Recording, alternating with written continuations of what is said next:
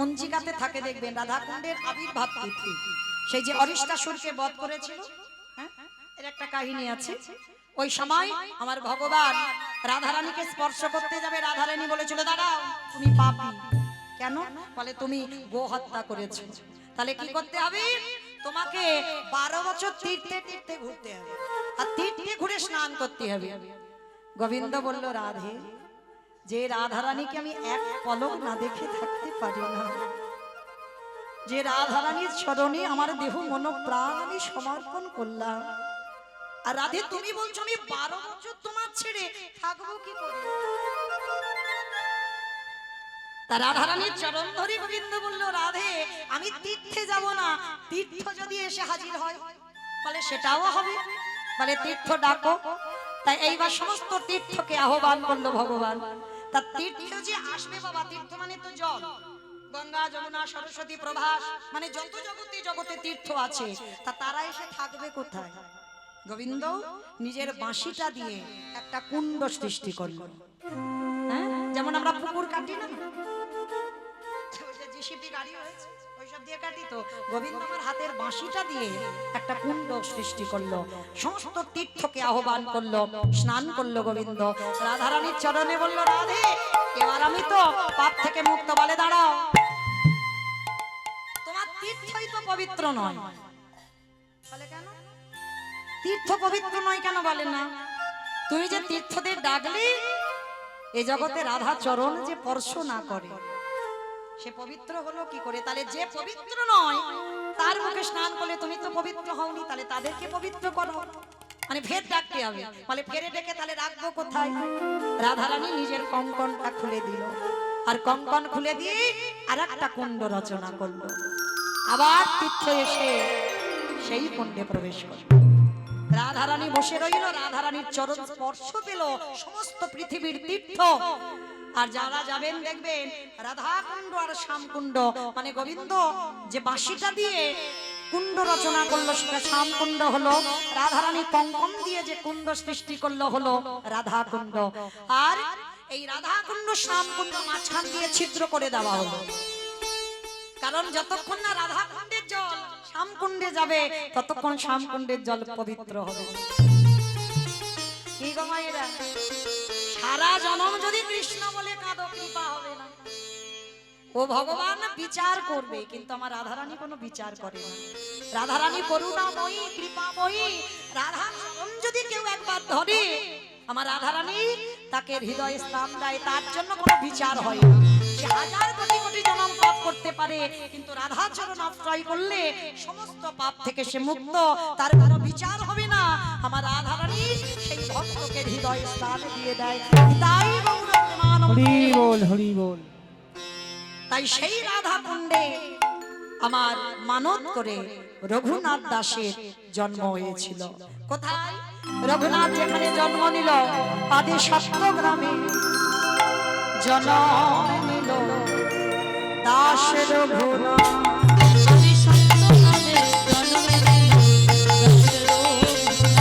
আদি সত্যগ্রামে জন্ম নিলে দাস রঘুনাথ।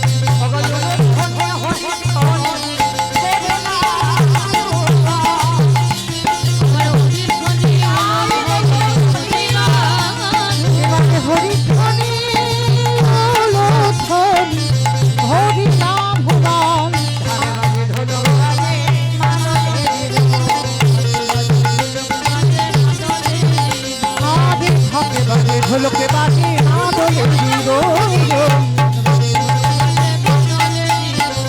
হরি ধ্বনি উলুধ্বনি হরি নাম ভুবন, হরি ধ্বনি উলুধ্বনি হরি নাম ভুবন। জনম হলো জনম হলো জনম হলো জনম হলো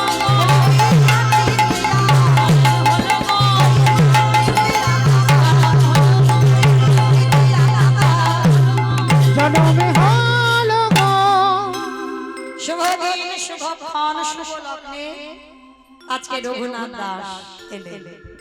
অমাইরা এইবার ছেলেটা দেখো রাধারানীর বরপ্রাপ্ত ছেলে তো, আর যারা আমরা দেবত্ব পেয়ে বাবা পৃথিবীতে আসে, তাদের চলা, তাদের কথা বলা, তাদের সবটাই একটু আলাদা হয় বাবা। তারা হঠাৎই জড়জগতে মেশে না। আজকে রঘুনাথের দশা দেখুন, একটু একটু করে বড় হচ্ছে, আর রঘুনাথ দাসের মধ্যে বৈরাগ্য। যেখানে হরিনামের ধ্বনি শুনতে পায়, ছোট্ট রঘুনাথ হামাগুড়ি দেয়, ঘর থেকে বেরিয়ে যায়। জমিদারের ছেলে তো তখনকার দিনে জমিদার হিরণ্য দাস আর গোবর্ধন দাস। আবার প্রহরীরা ছুটে গিয়ে ছেলেটাকে নিয়ে আসে। দেখতে দেখতে রঘুনাথের বয়স দাঁড়ালো 5 বছর। অমাইরা 5 বছরের রঘুনাথ ঘরে আর মন টেকে না, কিছুতে তার ভালো লাগে না। তার একটাই ভাবনা, একটাই চিন্তা ছোটবেলা থেকে, তারে কি পাবো না। রঘুনাথের মুখে শুধু একটা কথা, অমাইরা মাটিটাকে ভালো হতে হবে। মাটি যদি ভালো না হয়, মাটির ফসল জীবনে ভালো হবে না। আমরা তো পারলাম না বাবা, পারলাম না। এই মনুষ্য জীবনে এসে হেরে গেলাম, সন্তান তৈরি করতে পারলাম না। রঘুনাথ ছোটবেলা থেকে এতটুকুর জন্য তার কোনো বিষয়ে লোভ লালসা কিছু ছিল না। কিছুইতে বাবা তার ভালো লাগতো না। জমিদাররা রাজ পালঙ্কে ঘুমায়, রঘুনাথ যেন সেখানে ঘুমোতে দ্বিধাবোধ, সবসময় মাটিতে গড়াগড়ি যেত। যদি রাস্তা দিয়ে কোনো সাধুগুরু বৈষ্ণব যায়, রঘুনাথ পাগলের মতো ছুটে যায়। একদিন হিরণ্য দাস আর গোবর্ধন দাস সিদ্ধান্ত নিল, একে গুরু পাঠে রেখে আসতে হবে। এখনকার দিনে পড়াশোনা বাবা, ছেলে মেয়েরা স্কুলে যায় আবার চলে আসে, যেটাকে এখন সমাজে বাবা ছেলে মেয়েদের বোর্ডিং এ রেখে যারা পড়ায়, তখনকার দিনে গুরুকুলে পাঠাতে হতো, আর সেখানে থেকে পড়াশোনা করতে হতো। তা বাবা জ্যাঠা দুজনেই 5 বছরই রঘুনাথকে নিয়ে গেছে। রঘুনাথ চল, প্রতিনিয়ত তুই এই যে ঘর থেকে পালিয়ে যাস, যখনই আমরা পালঙ্কের উপরে ঘুমাতে বলি তুই ঘুমাস না, কিছুতেই তোর মন বসে না। চল, তোকে গুরু আশ্রমে রেখে আসব। আর বলদেব আচার্য হচ্ছেন এদের গুরুদেব। বলদেব আচার্যের কাছে যেই না রঘুনাথকে নিয়ে গেছে, হিরণ্য দাস আর গোবর্ধন দাস করজোর করে বলছে, গুরুদেব, গুরুদেব, আমাদের রঘুনাথকে তোমার চরণে আশ্রয় দাও। যেই না বলেছে চরণে আশ্রয় দাও, বলদেব আচার্য বলে উঠলেন, অসম্ভব। বড় লোকেদের ছেলেরা এরা খামখেয়ালি হয়, এরা জেদি হয়, যখন যেটা বলবে এদের সেটা মেটাতে হয়। অসম্ভব, ওই ছেলেকে আমি আমার আশ্রমে রাখতে পারবো না। হিরণ্য দাস আর গোবর্ধন দাস বলছে, গুরুদেব আপনি 2 দিন দেখেন, 2 দিন, আর 2 দিন দেখবার পর যদি বোঝেন যে রঘুনাথ জেদি খামখেয়ালি, ওর মধ্যে বড় লোকপনা আছে, খবর দেবেন, আমরা এসে নিয়ে চলে যাব। ঠিক আছে, আমি যখন তোমাদের গুরুদেব 2 দিন আমি দেখব, কিন্তু অন্যায় যদি করে আমি তৎক্ষণাৎ তোমাদের খবর দেব, তোমরা এসে রঘুনাথকে নিয়ে যাবে। বেশ, রেখে গেল রঘুনাথকে। 5 বছর বয়স। ভালো করে ভাবেন মা, 5 বছরের ছেলে মানে কতটুকু ছেলে। আমাদের দন্ত পড়ে গেল, কেশ পেকে গেল, চামড়া আলাদা হয়ে যাচ্ছে, আমাদের মধ্যে এখনো এতটুকু চেতনা হচ্ছে না। বিষয় বৈভব কামড়ে সবাই বসে আছে। রঘুনাথ গুরু আশ্রমে গেছে বাবা, আরো অন্যান্য পড়ুয়ারা আছে। আর তখনকার আর পড়াশোনা বলতে শাস্ত্র নিয়ে আলোচনা, ভাগবত নিয়ে বসেছেন বলদেব আচার্য। ছোট্ট ছোট্ট ছেলেদের বোঝাবার জন্য বাংলাতে বোঝাচ্ছে, শ্লোক বলে বাংলাতে বোঝাচ্ছে। আর সমস্ত পড়ুয়ারা ছোট ছোট তো তারা গল্প গুজব হাসি ঠাট্টা করছে, মানে গুরুদেবের বলার দরকার বলে যাচ্ছে আর তারা বসার দরকার বসে আছে। আর রঘুনা এই জায়গাটা আসতে মা কথা নয়, রঘুনাথের ভাবটা দেখো, সবার সামনে বসেছি, গুরুদেব ভাগবত পাঠ করছে, রঘুনাথের দুটো চোখ দিয়ে জল গড়িয়ে হৃদয় ভেসে যাচ্ছে। আরো ওর বয়সী অনেক ছেলেরা আছে, তারা তো হাসছে গল্প করছে, কিন্তু রঘুনাথ কাঁদছে। বলদেব আচার্য পাঠ করতে করতে রঘুনাথের দিকে তাকিয়ে দেখছে, বাবা পাগলের মতো ছেলেরা কাঁদছে। ভাগবত রেখে রঘুনাথকে কোলের উপরে বসিয়েছে, ছোট তো। হ্যাঁ রে রঘুনাথ, বাবা মায়ের জন্য মন খারাপ হচ্ছে না?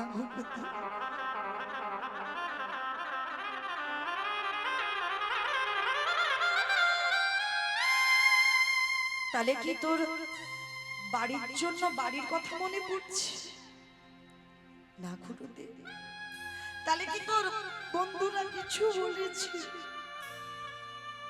কেউ তোকে বকেছে, মেরেছে? বল, তুই এত কাঁদছিস কেন পাগলের মতো? গুরুদেব বল বাবা, তুই যদি বলিস আমি এক্ষুনি, তোর এই যে স্বভাব আমি বুঝতে পারি। আমি ভেবেছিলাম তুই বড় জেদি, বড় লোকেদের ছেলেরা খামখেয়ালি হয়। বল বাবা, আমি এক্ষুনি তোর বাবা জ্যাঠাকে খবর দেব, তুই বাড়িতে চলে যা। কিন্তু কাঁদছিস কেন? গুরুদেব আমি কেন কাঁদছি জানো? আমি কি তারে পাবো না?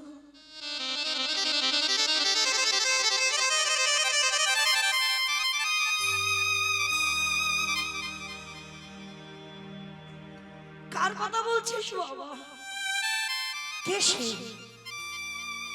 বলো না, আমি কি তারে পাবো না?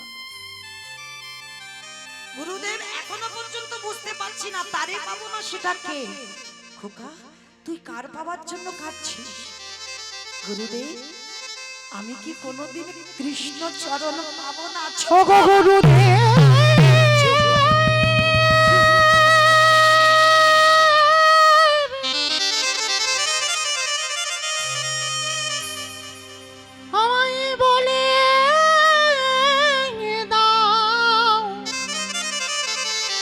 আমি কোথা গেলে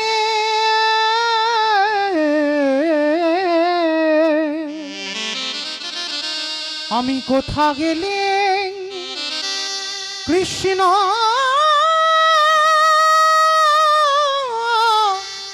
পাবো?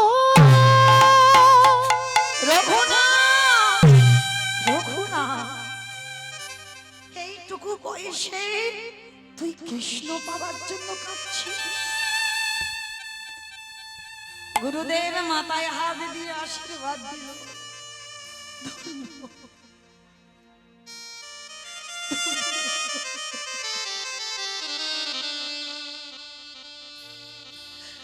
এত অল্প বয়সে বিষয়ে বৈভব ত্যাগ করে কৃষ্ণ পাওয়ার জন্য কান্না।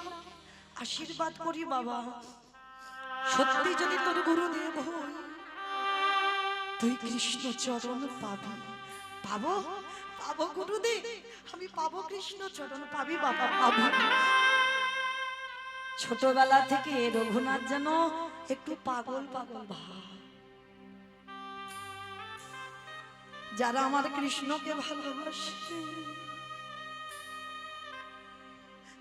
এই সমাজ তাদের পাগলই বলে।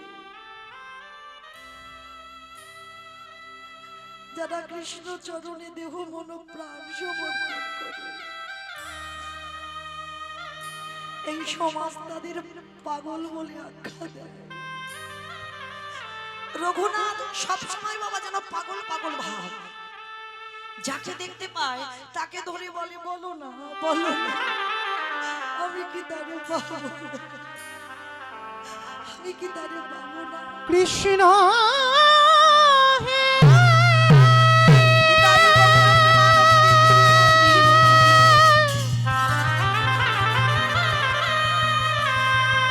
একেবারে দেখা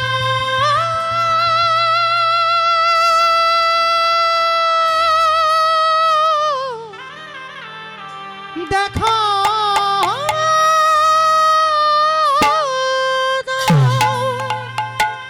দেখা দেখা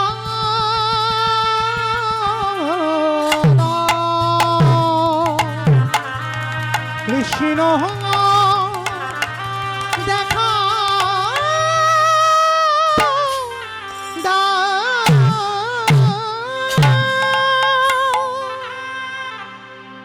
আজকের বারবার দেখা দাও দেখা দাও। আমার জীর্ণ তরি ছেড়ে দিলাম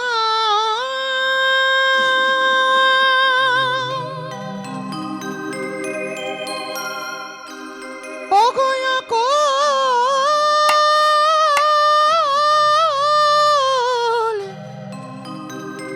দুনিয়া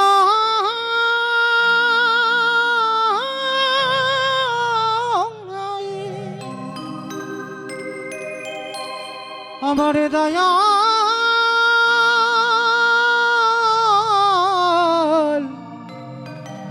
গুরু গো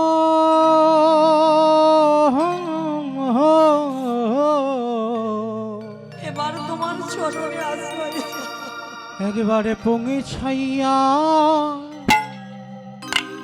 দিও কিনারা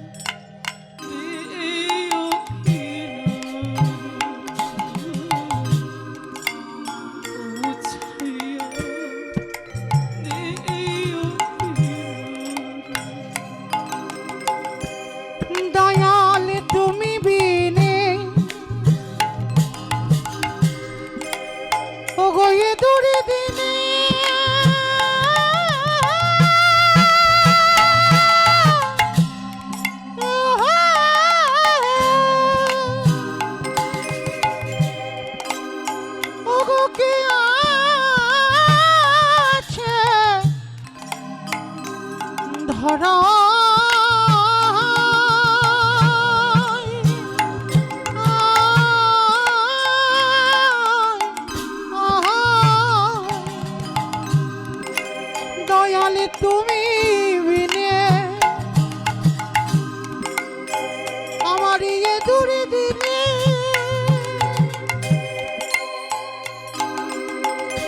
দয়ালে গুরু গো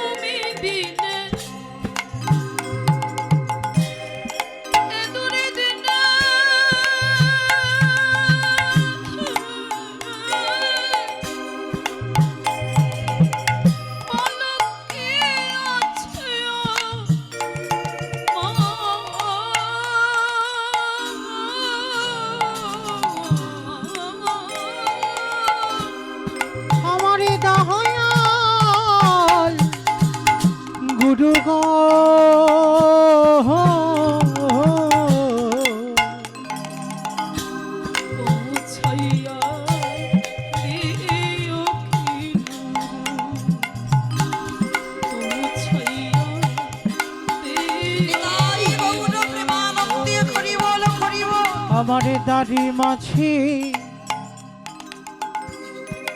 সবই গেল, প্রভু একা মাত্র আমি, তবু তোমার কৃপা পাহাড় বলে দয়া আজ আশায় বসে আছি। দাড়ি মাছি সবই গেল, একা মাত্র বাকি, তবু তোমার কৃপা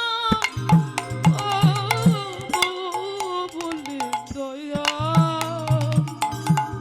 আশায় বসে আছি আমি, আশায় বসে আছি। ওগো তুমি হয় আমারে বাড়ির নেই,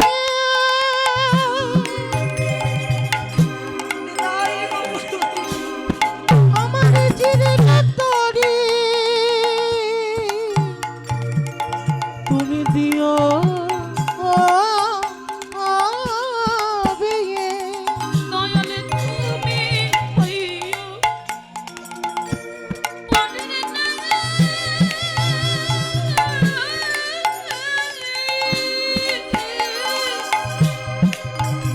আমার যে তরি নিও ও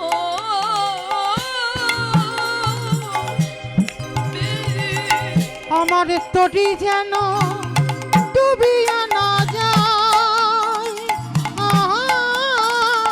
আমার তরি যেন নিতাই গৌর হরি তরি যেন তরি যেন ডুবে না দয়াল গুরু গো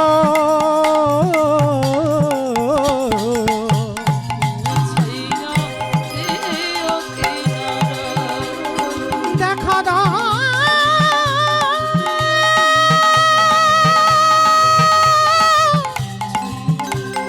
দেখা দাও, দেখা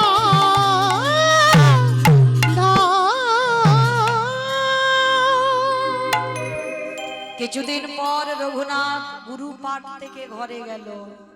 ও মায়েরা, গুরু আশ্রমে থেকে গুরু কৃপা পাবার পরে বাবা আরো উন্মাদ, আরো পাগল।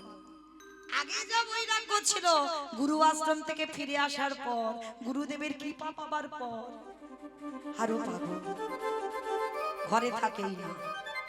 প্রহরীরা গিয়ে আবার রঘুনাথকে টেনে আনে। শেষে বাবা হিরণ্য দাস আর গোবর্ধন দাস সিদ্ধান্ত নিল, ওকে বন্দি করে রাখো, যেটা প্রহ্লাদের বাবা করেছিল। ওকে বেঁধে রাখো কারাগারে, ওর জন্য আমরা পাগল হয়ে যাচ্ছি। যখন তখন বাড়ি থেকে চলে যাই, যখন তখন কাউকে কিছু না বলে আবার প্রহরীরা গিয়ে ওকে ধরে আনে, ওকে বন্দি করো, ওকে শিখলে দিয়ে বেঁধে রেখে দাও কারাগারে। যারা ভগবানের পদ অবলম্বন করে তারা কোনোদিন বাবা রেগে যায় না। রঘুনাথ হাসে আর বলে, বাবা জেঠু ঠিক বলেছ, ঠিক বলেছ। আজকে থেকে আমি কারাগারে থাকবো, কেন জানো? নিরজন জায়গা না হলে কৃষ্ণ ভজন হয় না।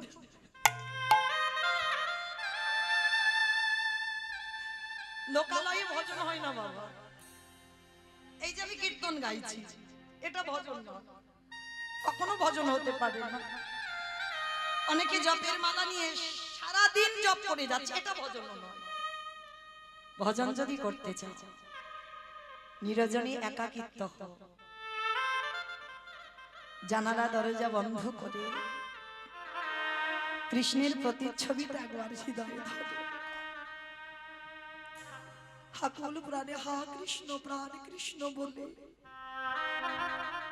যদি তুমি একবার নয়নে জল দিয়ে তারে তুমি চরণটা ভাসাতে পারো, সারাদিনে আর কিছু করতে লাগবে না। রঘুনাথ বলছে তুমি ঠিক বলেছো বাবা, এই যে আমি নিরজনে কারাগারে থাকবো না, আমাকে এই যে শিকল দিয়ে বেঁধে দেবে, এতে আমার ভজন ভালো হবে। বন্দি করে দিল রঘুনাথকে। এক সপ্তাহ খাবার পাঠায় কারাগারে, রঘুনাথ কিছু খায় না। কি বাবা, ভগবানের চরণ যারা আশ্রয় করে তাদের আহার লাগে না। তারা কি পান করে জানো? কৃষ্ণর এই নাম, ভগবানের এই মধুর নাম, এই নাম সুধারস পান করলে বাবা তাদের উদর ভর্তি। সারা 24 ঘন্টায় তাদের খিদে লাগে না। রঘুনাথ এক সপ্তাহ হয়ে গেল অনাহারি অনিদ্রায়, খাবার সব রেখে দেয়। হিরণ্যদাস একদিন গিয়ে রেগে গিয়ে বলে উঠলো, রঘুনাথ তুমি কি মনে করেছো তুমি আমাদের বংশে একমাত্র ছেলে, আর তুমি যদি এইভাবে চলো তুমি কতদিন বাঁচবে? আমাদের জমিদারি দেখভাল করতে হবে, তোমাকে পড়াশোনা করতে হবে, বড় হতে হবে, কেন তুমি খাচ্ছ না? হিরণ্যদাস বলে উঠলো রঘুনাথের মাথায় হাত দিয়ে, রঘুনাথ বল না বাবা, তুই এত কেন কষ্ট পাচ্ছিস? কি হয়েছে তো বল। আজ আমি তোর জেঠু কথা দিচ্ছি, বল তুই কি চাস, কি পেলে তুই শান্তিতে থাকবি? বল আমায় বল, আমি তোকে দেব। রঘুনাথের হাতে শিকল দিয়ে বাঁধা, কৃষ্ণ ভোলাবার জন্য। কি গো ভাইরা, আপনারা বলেন যে একবার কৃষ্ণ চরণে সমর্পণ করেছে, ভোলাতে পারবে কোনো কিছু? হাজার মেরে যদি ঘর থেকে বের করে দাও তবুও পারবে না কৃষ্ণ ভোলাতে। আজকের শিকলে বাঁধা রঘুনাথ বলে উঠলেন, বাবা দেবে দেবে, যা চাইবো দেব দেব, বল বল কি চাস, কিন্তু কাঁদিস না বাবা, কাঁদিস না, বল কি চাস। তাহলে আগে আমার মাথা ছুঁয়ে প্রতিজ্ঞা করো, আমি যা চাইবো তুমি আমায় দেবে। ত্রিসত্য অঙ্গীকারে আবদ্ধ হলো। দাও। রঘুনাথ নিজের উত্তরিয়াটা পেতে, জমিদারের ছেলে হয়ে পরনে পোশাক কি জানো? একটা বহির্বাস আর একটা অন্তর্বাস। আঁচলটা পেতে দিয়ে বলছে, জেঠু দাও, কৃষ্ণ এনে দাও আমারে, কৃষ্ণ এনে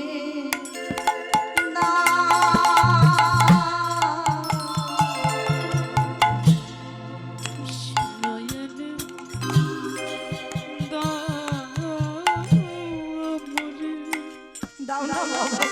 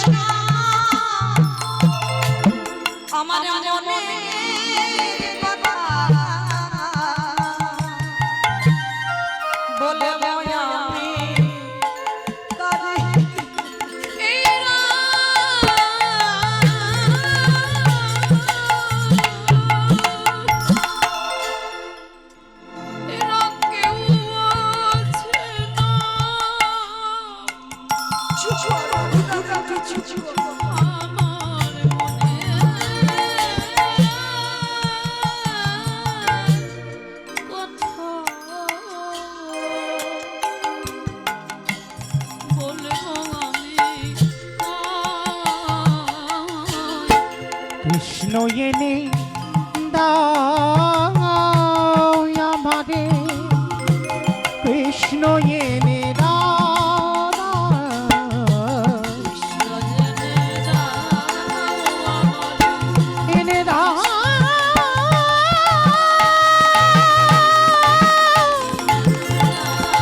কৃষ্ণ এনে দাও কৃষ্ণ এনে দাও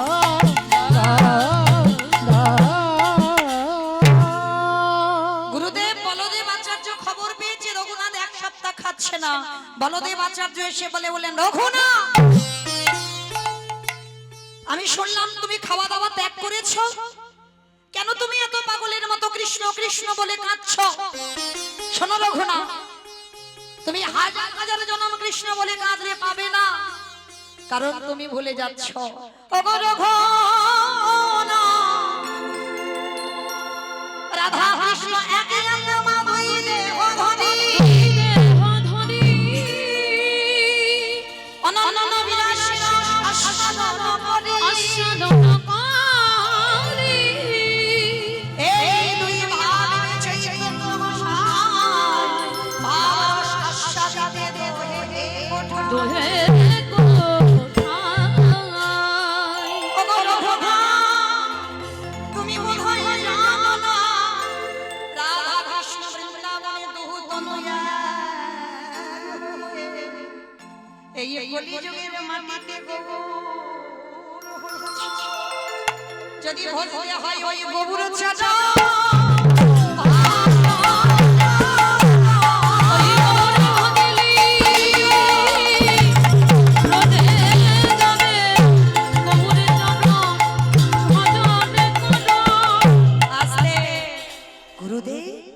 তার মানে তুমি বলছো আমার গৌর ভজন করতে হবে? হ্যাঁ শোন, নদিয়ার মাটিতে ছুটে যা। ওই নদিয়ার মাটিতে নীলাম্বার চক্রবর্তীর কন্যা সচী ঠাকুরানীর গর্ভ মাঝে অবতীর্ণ হয়েছে শ্রীকৃষ্ণ চৈতন্য মহাপ্রভু। তিনি হচ্ছেন রাধা কৃষ্ণ এক আত্মা হয়ে কলিযুগে গৌরাঙ্গ হয়েছে। কাঁদতে যদি হয় গৌর বলে কাঁদ। যেই না রঘুনাথ শুনেছে, সঙ্গে সঙ্গে বাবা হিরণ্য দাস আর গোবর্ধন দাস নিয়ে গেছে রঘুনাথকে ধরে নবদ্বীপের মাটিতে। নদিয়ার মাটিতে গিয়ে দেখলো ব্রজেন্দ্র নন্দন কৃষ্ণ কলিতে গৌর হয়ে 24 বছর বয়সে সারা নদিয়া বাসীকে কাঁদিয়ে, নবদ্বীপের মানুষকে কাঁদিয়ে সারা জীবনের মতো হয়েছেন সর্বত্যাগী সন্ন্যাসী। রঘুনাথ গিয়ে যেই না শুনলো যে নিমাই আর নদিয়াতে নেই, সন্ন্যাসী হয়েছে, আছাড় খেয়ে পড়লো সুরধনী গঙ্গার তীরে।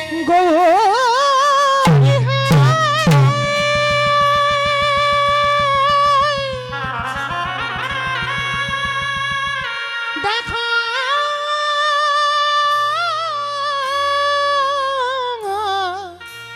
দেখা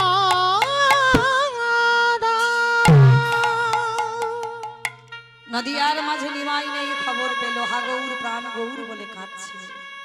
হিরণ্য দাস আর গোবর্ধন দাস বলল খোকা চল ফিরে চল, আর তো কাঁদলেও পাবি না বাবা। যে সন্ন্যাসী হয় জন্ম ভিটাতে আর ফেরে না, স্ত্রী বদন দর্শন করে না। চল ফিরে চল, আর নিমাইকে দেখতে পাবি না। যদি কোনোদিন আসে আমি কথা দিলাম, আমি যদি খবর পাই আমি তোকে নিয়ে আসবো। ফিরে গেল রঘুনাথ আবারও ঘরে। প্রভু সন্ন্যাসের পরে এসেছিল বাবা কোথায়? শান্তিপুরে অদ্বৈত আচার্যের ঘরে। অদ্বৈত আচার্যের ঘরে যেদিন এসেছে, আর তখনকার দিনে জমিদার তো হিরণ্য দাস সবার আগে খবরটা আদি সপ্তগ্রামে গেছে। নিমাই সন্ন্যাসের পরে ফিরেছে বাবা ওই শান্তিপুরে। আর যেই না খবরটা পেয়েছে রঘুনাথ, রঘুনাথ চল চল চল, তোর ভগবান এসেছে। রঘুনাথকে ধরে নিয়ে গেল কোথায়? অদ্বৈত আচার্যের ঘরে। আর গিয়ে দেখলো প্রভু আমার রসকীর্তনে বিভোর।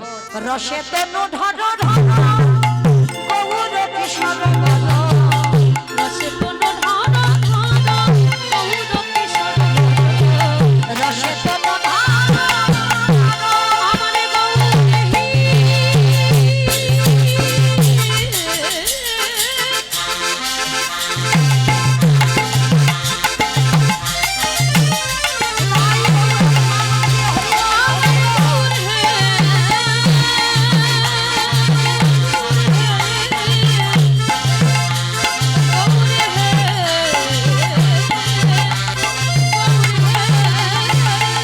রসে তনু ধর ধর গৌর কিশোর বর দেবী নাম শ্রীকৃষ্ণ চৈতন্য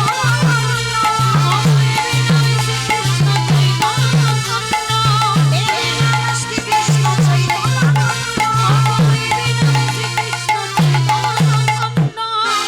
এ শ্রবণে গুরু কথা কহিতে এ শ্রবণে গুরু কথা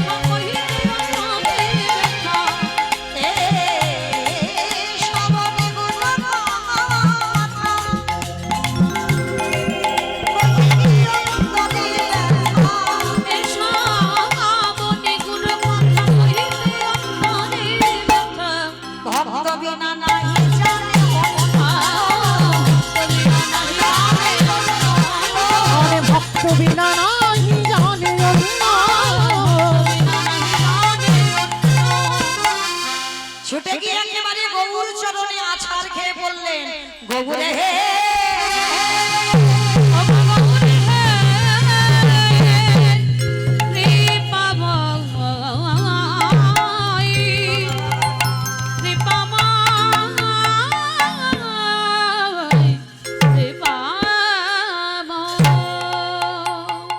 আরে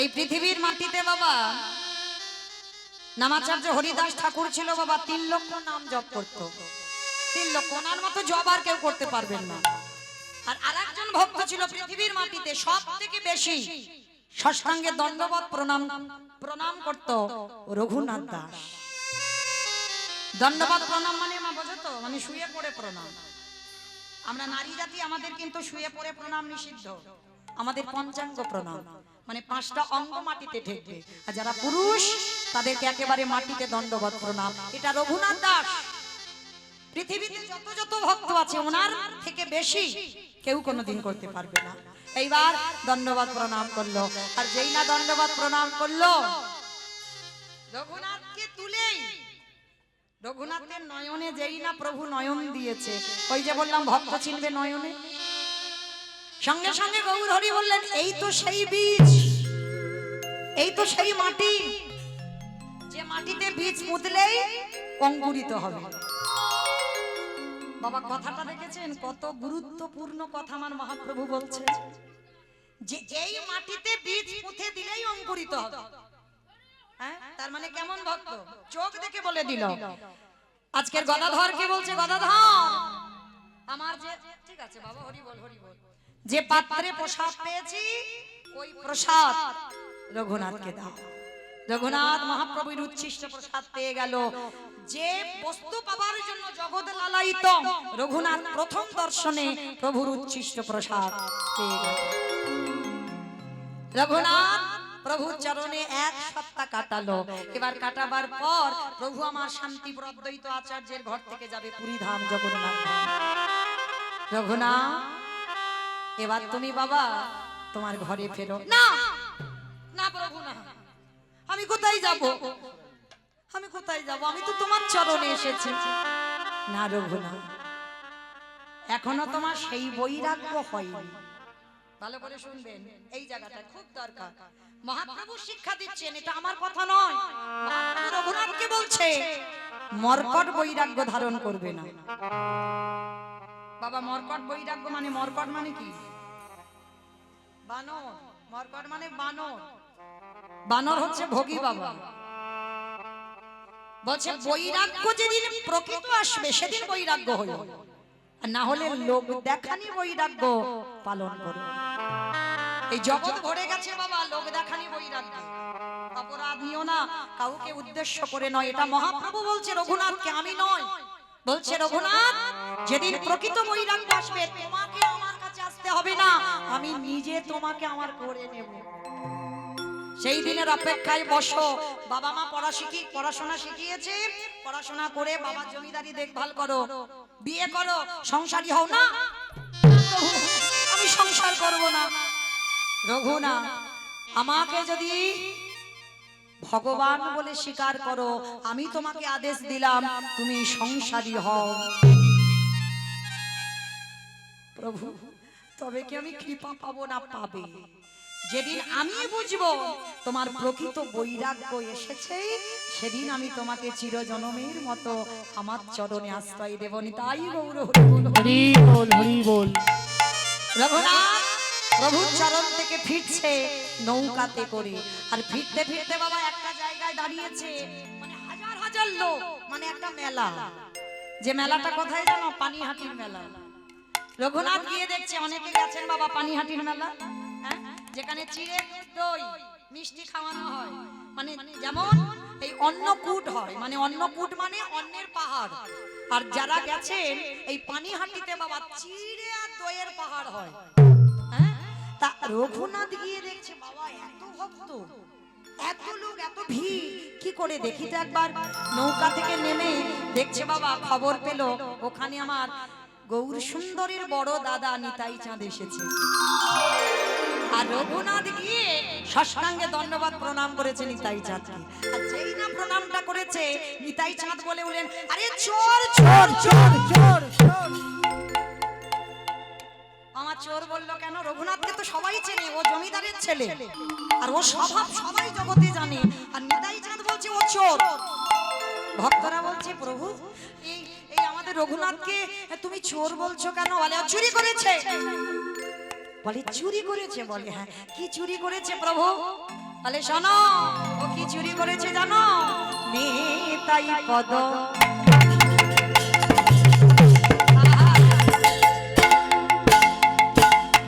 কমল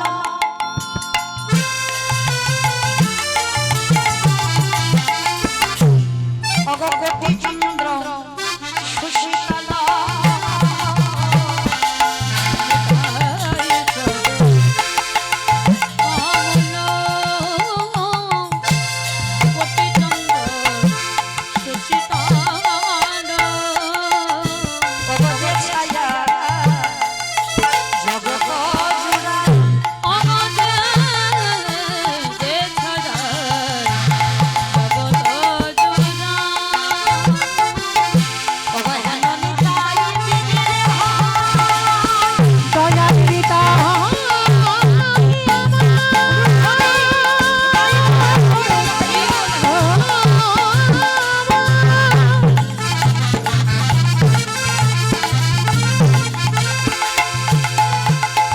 দয়াল নিতা